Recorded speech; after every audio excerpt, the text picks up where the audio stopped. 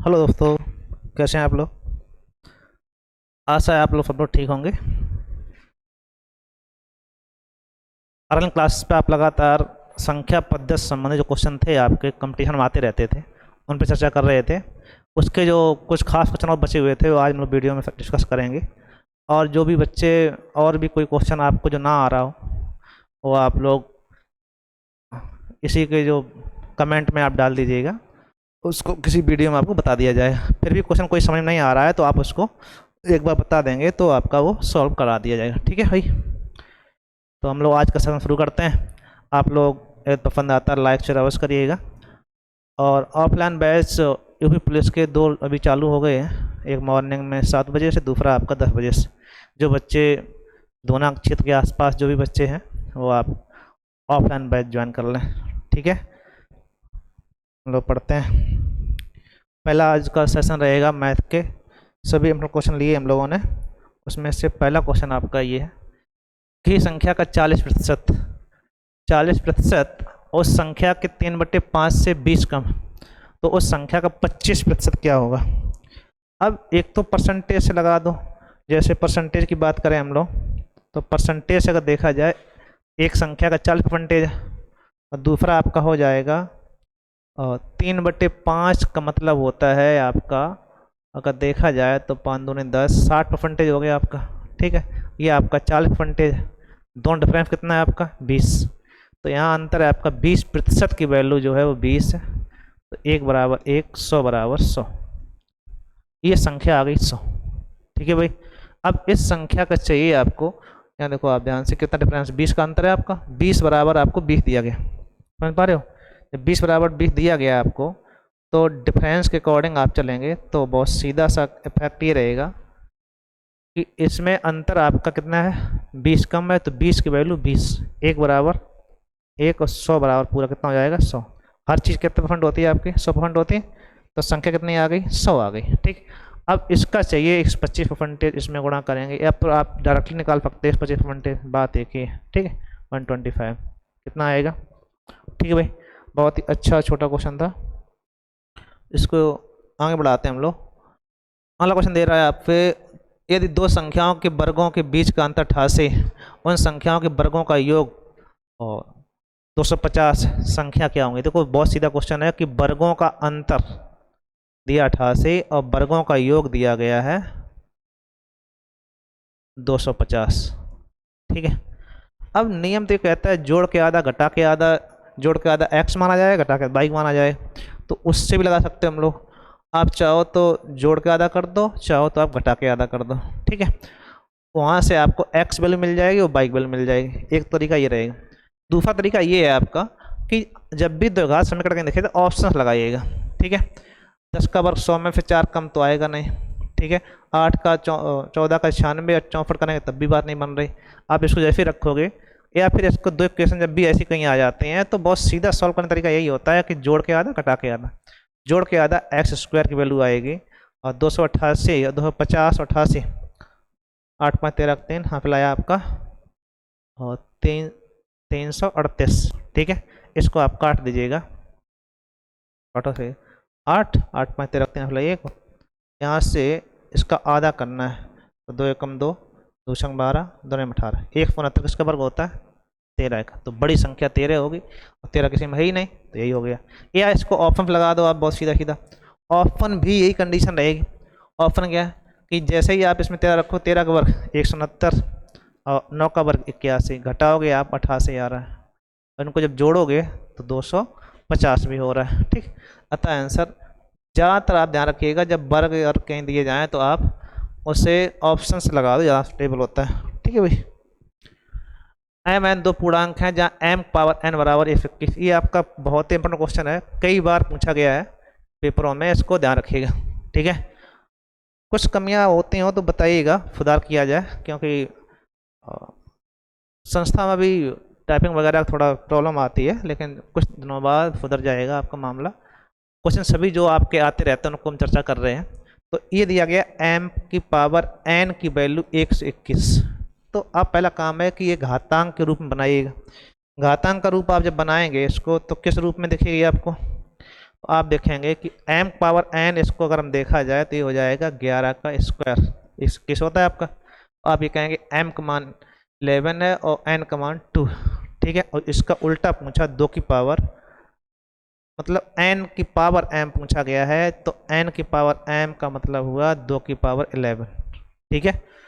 2 की पावर 11 आपको यहाँ निकालना है, और 2 की पावर 11 को सॉल्व करने के लिए आप दो पार्ट में बांट लेते हैं, 2 दूनी 4, दूनी 8, दूनी 16, दूनी 32, दूनी 64 ऐसे करके इसके अधिकतम पार्ट जो 11 बार आपका जाएगा तो कितना होगा ये आपसे पूछ रहा है। 1 2 3 4 5 6 7 8 9 10 11, ठीक।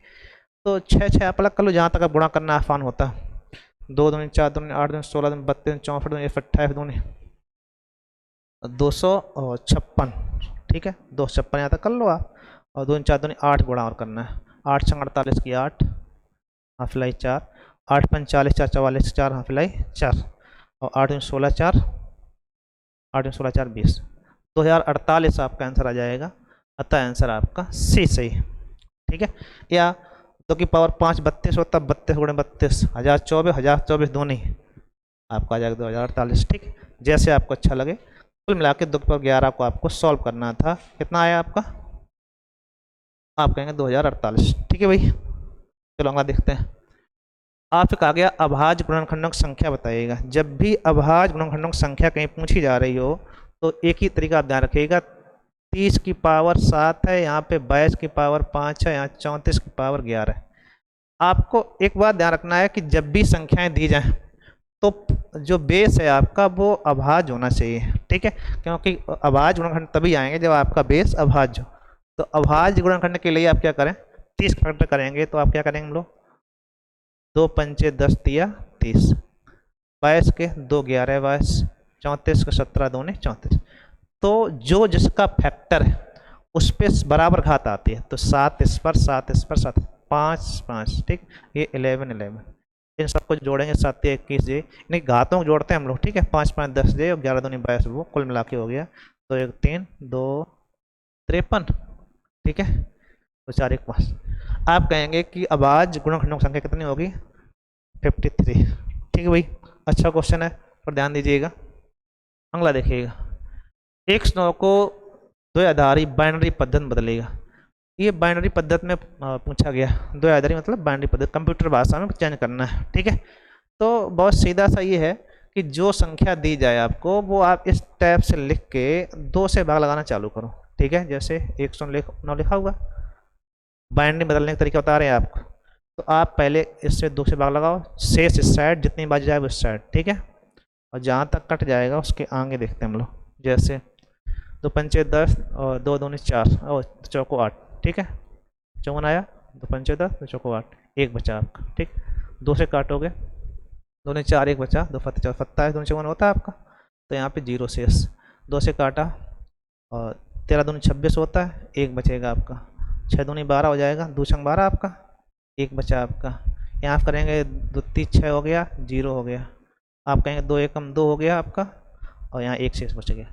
अब जो संख्या आपको बाइनरी में लिखनी हो तो आप यहाँ शुरुआत करिएगा, पूरा उल्टा लिख दीजिएगा, वही आंसर हो जाएगा। 1 1 0 1 1 0 1, ऐसा कोई होगा आपको, देखिए 11 0 11 0 1, 11 0 11 0 1, ये आपका दिख रहा है बी ऑप्शन, ठीक है। अतः आंसर बी सही। कोई दिक्कत, बाइनरी कोई संख्या हो आप इस प्रकार बनाइएगा और लास्ट से लिखना शुरू करिएगा, तो 2 आधारी में कन्वर्ट हो जाएगी। ये दार्शनिक पद्धति से बाइनरी में कन्वर्जेशन था, ठीक है भाई। कन्वर्ट करना था आपका। 360 के कितनी संख्या विभाजित कर सकते हैं, मतलब 360 के विभाजकों की संख्या पूछेगी। तो विभाजकों की संख्या कहीं पर पूछी जाए तो आपको क्या करना, विभाजकों की संख्या निकालना हो तो एक ही बात है आपसे कि आप इसके अभाज्य फैक्टर करिएगा, और प्रत्येक जितने मान लो ए बी सी डी ऐसे अभाज्य फैक्टर आए, इनकी घात जितनी आपकी होंगी, एम एन मान लेते हैं, एम एन ओ, तो आप प्रत्येक घात में एक जोड़ के गुणा कर लेते हैं, वो आपके विभाजकों की संख्या आ जाती है, ठीक है। नहीं सुनाइए, संख्या कहीं निकालना हो आपको तो ये ध्यान रखिएगा, पहले इसके फैक्टर करिएगा, फैक्टर अभाज्य होने चाहिए, ए बी सी जहाँ अभाज्य है उनकी घातें जो आएंगी घातों में एक जोड़ गुणा कर लेंगे तो आपको विभाजकों की संख्या प्राप्त हो जाए। जैसे ध्यान देना आप लोग, जैसे 560 तो जीरो का आप पता ही है 2 गुणे 5 हो जाता है, 56 चाहिए, 8 सत्ते 56 होता है, तो 2 दूनी 4 दूनी 8 सत्ते 56 हो गया। ठीक है, आप कहेंगे 2 की पावर 4 7 5 पावर 1 7 पावर 1, ये फैक्टर है आपके। कुल मिला के जो बेस हैं वो आपके अभाज्य होने चाहिए। अब आप देखेंगे 4 घात आई तो यहाँ एम का मान 4 है, 4 और 1 5, ठीक है, 1 और 1 2, 1 और 1 2, 4 पंचे 20 आंसर आएगा। कितना आंसर आएगा आपका? और 5 दूनी 10 और दूनी 20। कोई दिक्कत? बोलो बोलो। चलो अगला देखते हैं हम लोग। किसी संख्या आपकी कुछ छोटी फॉन्ट में लिखा हुआ लगता है, हम थोड़ा बड़ा लिख देते हैं आपके लिए, प्रयास करिएगा एक बार। ये लिखा है 25 की पावर 9482 क्रॉस 6269 की पावर 804 क्रॉस 726 की पावर 925 -1। ये पूछ रहा है इकाई अंक बताइएगा, यूनिट डिजिट की बात कर रहा है। तो आपको ध्यान रखना है कि हमने बताया होगा 0 1 5 6, इनमें इकाई कितनी घात लगा दी जाए, नो चेंज आप कह सकते हो। ठीक है, तो आपका ये 5 का कितनी घात कोई मतलब नहीं, 6 का कोई मतलब नहीं। अब 9 के लिए क्या होता है कि यदि अगर उस पर समघात तो आपका 9 शेष आएगा, और ये समघात है तो 1 शेष, अब विषम घात है तो 9 शेष, जैसे इकाई अंक बनता है। और नहीं तो नियम वो कहता है कि सब में लगा दो 4 से भाग, घात में लगाते हैं 4 से भाग। हालांकि 9 पे इकाई अंक का एक नियम ये भी है कि यदि उसकी घात देखिएगा, घात सम है तो उसका इकाई अंक 1 आएगा, घात विषम है तो इकाई अंक 9 आएगा। फिर भी अगर आपको ये नई जानकारी है तो आप ये भी कर सकते थे कि हम घात में लगाएंगे 4 से भाग, ये तो पढ़ाया गया होगा, तो पूरा पूरा डिवाइड हो रहा है, शेष कितना आ रहा है, मतलब शेष होता है शेष 0। जब शेष 0 आ जाए तो इसकी पावर 4 होती है। अब 9 की पावर 4 को आप देखेंगे तो 9 नेम 81, ऐसा जब करेंगे हम लोग, ठीक है, उल्टा बोल दिया था क्या, चलो कोई नहीं, 9 नेम 81 यहाँ पे हो गया 81, वो हमने बोला था गलत हो गया है संभवतः, ध्यान देना इसको कि अगर समघात है तो 1 आएगा, विषम घात है तो 9 आता है। ठीक है, ये आप उसमें होता है। तो यहाँ से आप देखेंगे इकाई अंक इसका कितना आ गया 1, ये 5 है, ये 1 है, ये 6, 6 पंचे 30। अब इसमें 0 आ रहा है और 0 में से 1 कम करना है, मतलब 10 में से 1 कम कितना आना चाहिए, 9 आपका आना चाहिए था। कहाँ गड़बड़ हुआ, ये 6 था, यहाँ पे 5 है, 5 का 5 ही रहेगा और 6 का 6 ही रहेगा। ठीक है, और -1 आपका अलग से के इकाई अंक के स्थान पर क्या होगा ये पूछ रहा है आपसे, तो इसमें तो गलती होने नहीं, कुछ भी आएगा वो तो आपका 0 होना ही होना है। 5 का 30 हो जाएगा, 30 में से 1 कम कर देंगे तो आपका कोई संख्या कितनी बड़ी आ जाए वहाँ से जब घटाएंगे तो इकाई अंक में 10 में से 1 कम आपका 9 आना चाहिए था। ठीक है, इकाई अंक इसमें ऑप्शन कहीं फुटेबल कर लीजिएगा क्योंकि इसमें ऑप्शन मैच नहीं कर रहा है। ठीक भाई, ऑप्शन ए सही हो जाएगा। ठीक, कहीं गलती तो नहीं, गलती संभावित नहीं होना चाहिए। 5 9 और 6 ना, 6 पंचे 30 तो आना ही आना है। जब 30 आ जाएगा तो आपका 30 के साथ में कोई संख्या गुणा होगा 0 तो आएगा, इकाई अंक 0 हो गया, इकाई अंक 0 में से 1 कम इतना ही आए, 9 आंसर आना चाहिए। ठीक है, फिर भी कोई गलती अगर हो, वैसे गलती संभावना नहीं। आगे देखते हैं 7 अंकों की ऐसी कितनी संख्याएं संभव। तो ये क्वेश्चन जो पूछा जाता है इस प्रकार पूछा जाता है संख्या पद्धति में, इस प्रकार आता है संख्या पद्धति में 7 अंकों की संख्या बताइएगा। ठीक है, तो संख्या पद्धति में 7 अंक है या फिर 8 अंक है या 9 अंक है, एक बार पूछा गया 100 अंकों की संख्या बताइएगा तो वो घातों में दे देता है। ठीक है, वैसे इसका सूत्र भी लिख लेते हैं हम लोग, अगर आप जानकारी ना हो तो, अगर हो तो अच्छी बात है। संख्या पद्धति में n अंकों की संख्या है, n अंकों की कुल संख्या है कितनी होती हैं आप बताएंगे, 9 गुणे 10 की पावर n-1। ठीक है, जितनी घातें हैं उसमें एक घात कम करके 0 लगा देते हैं हम लोग। ठीक है, जैसे 7 है तो n का मान 7 है, जिसमें आप 7 10 की पावर हो जाएगा, 7 में से 1 कम 6, ठीक है। तो 9 के आगे आपको 6 जीरो लगा देना है, वही आंसर। आप देखिएगा यहाँ तो हो नहीं सकता, कौन सा आएगा आपका, अतः ऑप्शन सी सही, ठीक। या फिर 7 अंकों की सबसे बड़ी संख्या लिख लो, उसमें से 1 2 3 4 5 6 7, और उसमें से 6 अंकों की बड़ी से बड़ी संख्या घटा दी जाए, काम करता तो बनेगा वही जाके, ठीक है। 6 जीरो हो जाएंगे आपके इधर। तो ये भी तरीका एक नहीं, सबसे अच्छा ये रहता, जैसे मान लो 100 संख्या पूछ दें तो यहाँ पे 99 घात हो जाए, काम खत्म बात। और घातों में ये आंसर देखा जब बहुत संख्या बड़ी पूछेगा आपसे। तो एक विद्यालय में किसी कक्षा में कुछ बेंच लगी थी, लगी हैं लिखा हुआ है, कुछ बेंचें लगी हैं, उसमें से यदि प्रत्येक बेंच पे 4 विद्यार्थी बैठे हैं तो 2 छात्र खड़े रह जाते हैं, और यदि 3 बैठे हैं तो 14 छात्र खड़े रह जाते हैं। जब भी यह क्वेश्चन आता है, ये क्वेश्चन कई बार पूछा जाता है, छात्रों को संख्या बताइए, तो आप इसमें हमेशा बेंचों को मानिएगा, ठीक है। बेंच ये मान लीजिएगा, बेंच जो हैं आपके हैं कितने हैं, एक्स, ठीक। अगर हम 4 छात्र बैठा रहे हैं आपके तो 4x, 2 आपके छात्र खड़े हैं मतलब आपके 2 छात्र अधिक, समझ पा रहे हो हम लोग। अगर हम 3 छात्र बैठा लेते हैं 3x, और उस पर कितने खड़े रह जाते हैं, 14 खड़े हैं, 14 और छात्र के पास। अब ये भी छात्र हैं, ये भी छात्र, कैसे होंगे आपस में, बराबर। अपना जब छात्रों की संख्या पूछेंगे हम लोग तो जो वैल्यू होगी वो इसी में रखनी होगी, ठीक है भाई। वैल्यू हमेशा ये छात्रों की संख्या हो गई, ठीक। अब आप इनको सॉल्व करिएगा तो आप पता चलेगा 4x प्लस 2 बराबर 3x प्लस 14, इसको स्टार्ट लाएंगे x बराबर 12।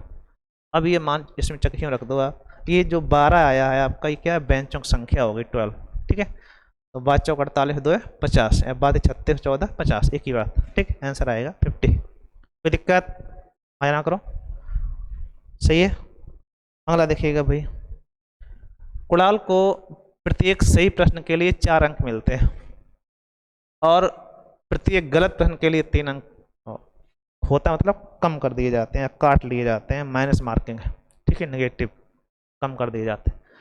50 प्रश्न हल किए, 95 अंक प्राप्त करता है, उसने कितने सही हल किए। देखो जब भी यह क्वेश्चन आए तो ऑप्शन लगा दो तो ज़्यादा सटीक है, नहीं तो आपको जब भी यह लगाना हो, ये मान लेते हैं हमारे सही पूछेंगे तो सही हमारे x है, तो गलत हो जाएंगे आपके। कुल 50 प्रश्न थे, 50 में अगर x कम हो जाएंगे तो 50 माइनस x, समझ पा रहे।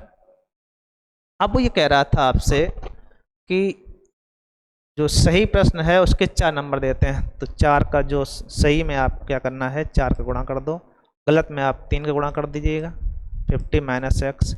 अब इसे सॉल्व करेंगे, कितना नंबर आना चाहिए, 95। सॉल्व कर लीजिएगा, आपका 4x माइनस के 15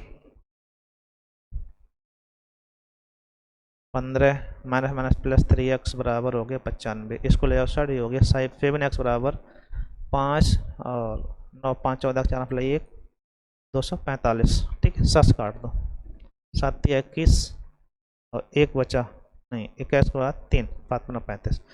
तो आप कहेंगे कि x मतलब 35 सही क्वेश्चन हुए, गलत कितने हुए आपके, तो 50 हम कम कर देंगे, कितने गलत हो जाएंगे आपका, गलत की जब बात आएगी आप कहेंगे 15, ठीक है, क्योंकि योगफल 50 चाहिए। ये तरीका तो है आपका मेथड। जब भी यह क्वेश्चन आए तो टाइम बर्बाद ना करके ऑप्शन फोकस करो। जैसे अगर 50 क्वेश्चन टोटल है, उसमें अगर 25 सही, 25 चौको 100 नंबर आए और 25 से 75 कम हो जाएंगे तो आपके नंबर 25 ही आए, चाहिए कितने नंबर, 95, इसका मतलब गलत। 3 चौको 12 120 हुए और 20 और 30 60 कम हो गए तो 60 ही नंबर आए, ये भी गलत हो गया। 35 चौको 140 और ये हो जाएगा बचे 15 15 30 45, कम करेंगे तो 95 आ रहा है, अतः आंसर सी सही है, काम खत्म। दुनिया चक्कर नहीं पड़ना, जब भी ऑप्शन है तो ऑप्शन लगा दो, ठीक है भाई। अगला देखते हैं, यदि कोई व्यक्ति 15 वर्ष बाद अपने 15 वर्ष पहले की उम्र का 4 गुना हो जाता है, ये यूपी पुलिस में क्वेश्चन पूछा गया था, अच्छा है आपका। यदि 15 वर्ष बाद 15